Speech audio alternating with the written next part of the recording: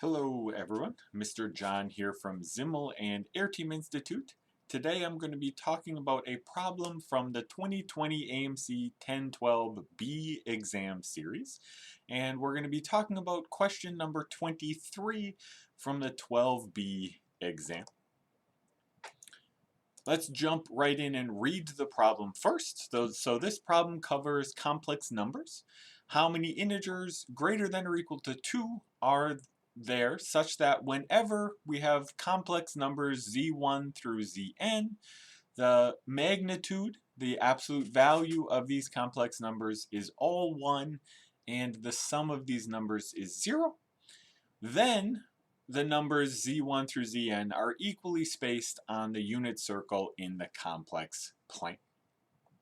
So let's think about what's important here. We know we have complex numbers in this case, so just so we have some room to work, and also just as a way to just really focus on what's important for the problem, let's take a look at our next slide here where we kind of summarize the question and look at what we're given there. So we have a bunch of numbers, right, where their kind of absolute value, their magnitude is 1 in this case. Now that automatically actually tells us, right, this information tells us that we're on the unit circle anyway. We also know that their sum is equal to 0 of these numbers there, right? And we want to then ask, is this going to give us enough information to tell us that they are equally spaced? So the real question here is, of course we're doing integers greater than or equal to 2, but we want to kind of say here, is it true that this implies that our numbers are equally spaced in this scenario? Now, one other big observation we want to kind of talk about and make here to begin that's going to help us with some assumptions and stuff like that there. So we have all of these numbers because of the magnitude, because of our first condition there. We definitely know that everything is happening in the unit circle. So we definitely have everything happening on this unit circle regardless, and so that kind of picture is always going to be in mind. We can always think about that for all of our cases and things like that there. Now, if we think about these numbers in the complex plane, especially thinking about polar coordinates for the complex numbers, remember that we can always rotate, multiplying by something, multiplying by just a complex number with magnitude 1 will just rotate things around. So, when we say that the magnitudes are all 1, we're all on this thing, their sum is all 0. Notice if I multiply this sum equation by, a rotation, it's going to give us a new set of numbers whose sum is equal to 0. So if this works, we can kind of do a rotation and make an assumption where we have one number that is already going to be 1 in this case. So let me kind of summarize this. We can kind of say after a rotation, so using a rotation, and if you want to kind of think about this as a multiplication, so by a rotation, or really if you like here, multiplying by our angle there, so we can say multiplying by cis of theta for some theta in this case, we can assume that the first number we have is 1, like the real number 1.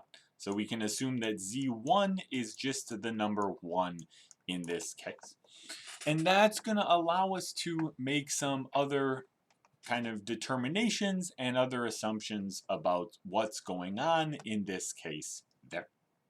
Okay, so we have now, by this multiplication, we can multiply by cis of theta, and we know that one of our numbers is going to be 1 here. A good strategy for a lot of these types of questions then is breaking them down based on size. So let's look first here at what happens if n is equal to 2. Well, we are kind of given here then that z1 is 1, right? So we're writing down that z1 is 1. That is our assumption in this case. Then what does that tell us about z2? Well, we know the magnitude is 1. We know that the sum is equal to 0, right? So z1 plus z2 is 0. So we have to have the point -1 here. So if z1 is our point 1 here, right, or cis of 0 in this case, z2 is the point -1, or cis of pi here. And those two numbers are equally spaced around this circle, right? So n equals 2 definitely works in this scenario. So n equals 2 is good in this case. And we can then start thinking about some other examples and stuff there as well. Now, however, I want to pause a second with the n equals 2 and think about something there. So, for example, we now know that we have a bunch of values in this case, right, where we have two values here that sum to 0. They all lie on this unit circle. In this scenario, they are equally spaced there. Now, let's think about adding a couple of other values here. What if we think about a z3 and a z4? Well, if the sum is going to be 0, isn't our only restriction then that z4 is negative z3? So z3 has to be negative z4, right? Those two numbers are off by a negative in this case there. Right? That's just kind of a reflection about the origin here. So for example, if we have a z3 here, and then, right, opposite that, so if we draw our kind of diameter through the origin in that case, we have opposite that, we can get a z4 in this scenario, such that all of our points are on the circle. The sum of all of these points is 0, but are they equally spaced? No, right? So z3 and z4, just kind of randomly picking a z3 and doing one opposite of it there, like I drew in this picture, it's not evenly spaced, right? You could pick z3 in a special place that makes this evenly spaced, but we're kind of trying to break this there. And we could repeat, right? If I kind of pick another z5 and z6 opposite like this, we can have 6 complex numbers whose sum is 0, all on the unit circle, that still are not equally spaced there. So in fact, what we're kind of showing here is with this kind of idea, we have that any number bigger than 2 that's even, so n greater than 2 even, is going to be a x in this case. And you probably can start seeing the pattern here. And this is how a lot of these problems are going to work. You can find some examples that work, and a lot of the times use those even to come up with other examples that don't work there. So we have all the even numbers taken care of. Now we need to look at the odd numbers, of course. So which odd number do we want to look at first? We probably want to start by looking at n equals 3 there, right? Just like we looked at n equals 2, we can look at n equals 3 and see what happens if we have 3 complex numbers. Our assumption as before is that we know that we have, right, things on the unit circle and their full sum is equal to 0 there. So the assumption we can make here is, again, z1 is 1 as drawn, and then z2 is equal to, right, negative z3. Sorry, not negative here, right, because we know z1 is 1. So z1 plus z2 plus z3 is 1. So z2 plus z3 is equal to -1 in this case there. Now, just reminding us with our polar coordinates and stuff, Another way of writing -1, right? This is saying we have kind of cis of, right, pi. We have no radius, and we have kind of cis of pi, so we have cosine of pi, right? That is -1 plus I sine of pi, which is 0. So looking at the kind of real and imaginary parts of this, right? What happens if we break this down for the Z1 Z2 and Z3 in the same way? So, right, if Z2 is equal to cis of alpha, I'm just using some kind of other angles here we can work with. Cis Z3 is equal to cis of beta, let's say here. Again, there's no radius because we are on our unit circle in this case. Now, since they add up to -1, since they add up to cis of pi, their real parts have to add up to -1. That is the real part here. So we have cosine of alpha plus cosine of beta is equal to -1. And we have sine of alpha, their imaginary parts, sine of alpha plus sine of beta add up to 0 in this case. Now the real advantage of thinking about this in terms of the unit circle, remember cosine values, right, come from x's. So this is kind of giving us x coordinates. Sine values are giving us y coordinates of those 2 points in that case there.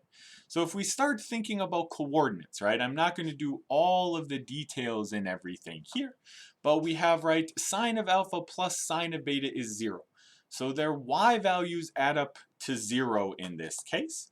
So that means one y value is a positive value and the other is a negative value, right? They're the same y value above and below on our unit circle there.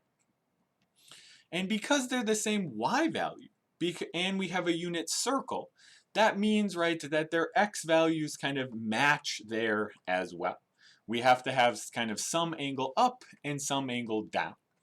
Now, where can they add up to -1? A little bit of thought here tells us that they have to add up to -1 using the x value of -1/2, because they have to be equal for their y values to equal, and so we have these 2 points in this case, right? If you want to kind of label them our Z2 and our Z3 then there, right? We actually know the angles there too. So for example, I could write Z2 has to be, in this case, well, they could be switched. So the order of Z2 and Z3 doesn't matter. But up to that switch, we have to have 2 pi over 3 for Z2. This is our 120-degree angle. We have 30, 60, 90 triangles, of course, here.